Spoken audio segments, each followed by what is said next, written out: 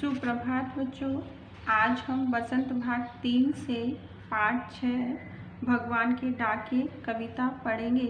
इस कविता के कवि हैं रामधारी दिनकर।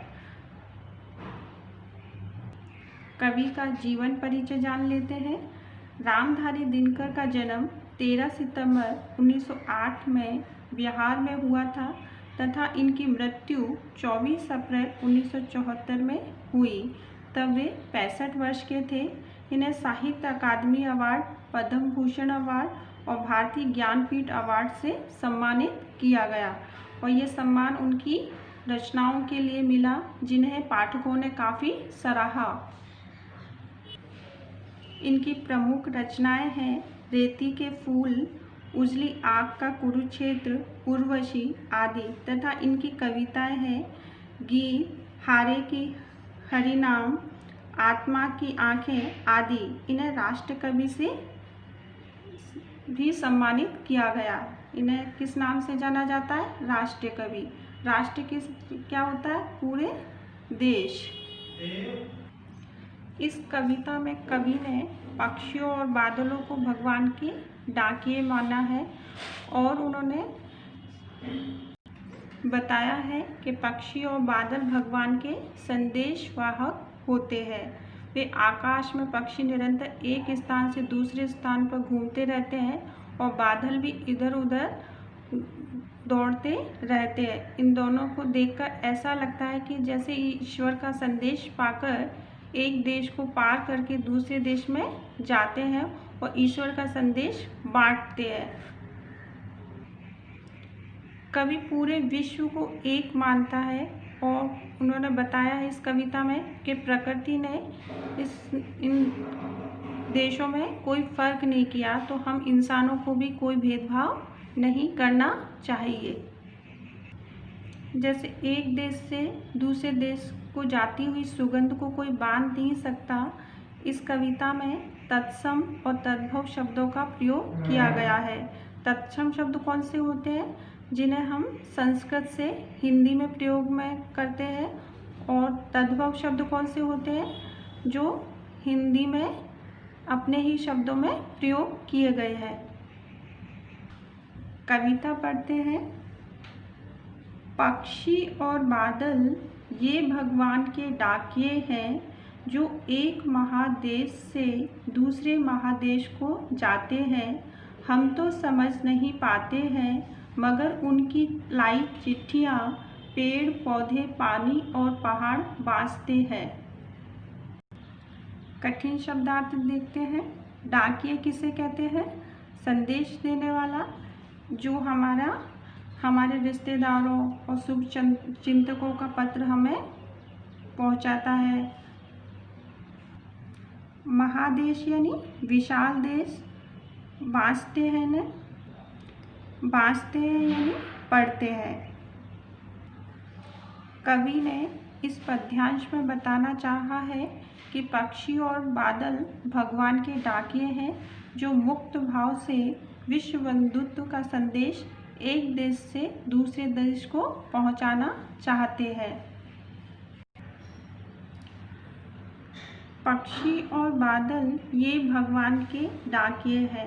कवि कहते हैं कि आकाश में उड़ते पक्षी और बादल भगवान के संदेश को लेकर आए हैं और ये क्या है? भगवान के डाकिए हैं, जो एक महादेश से दूसरे महादेश को जाते हैं, जो एक विशाल देश से दूसरे विशाल देश को जाते हैं। हम तो समझ नहीं पाते हैं, मगर उनकी लाई चिट्ठियाँ पेड़ पौधे पानी और पहाड़ बाँसते हैं।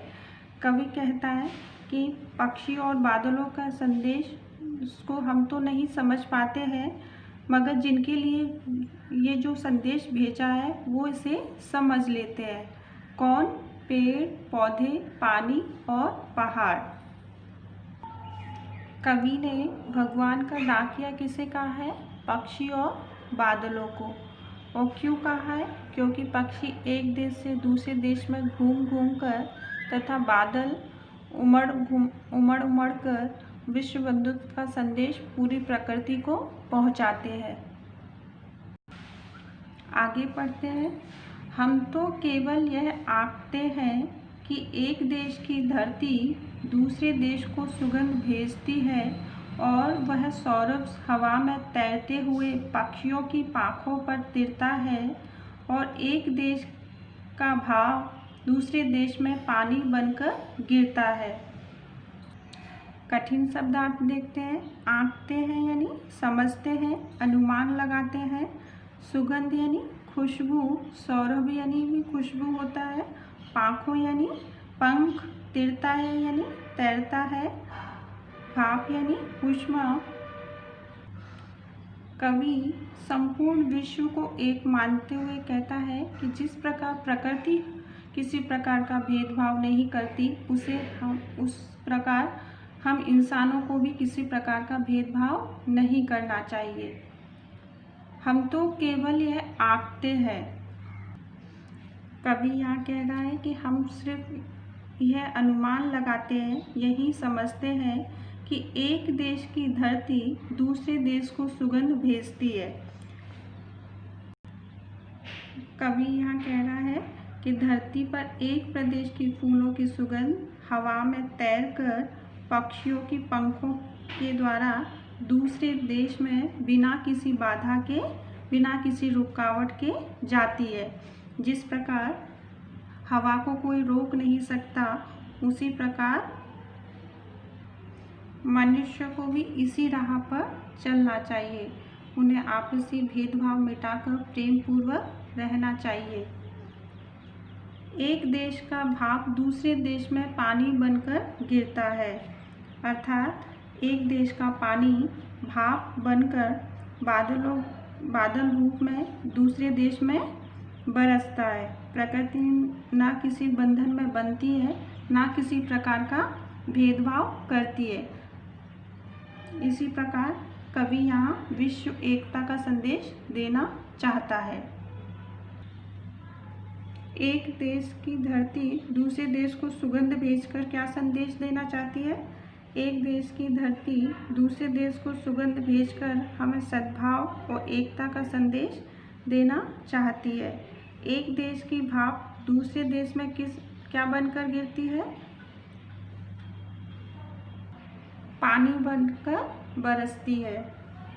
पक्षियों की पाँखों पर तिरता है। पंक्ति में कौन सा अलंकार है? प शब्द की आवृत्ति होने के कारण कौन सा अलंकार है? अनुप्रास अलंकार।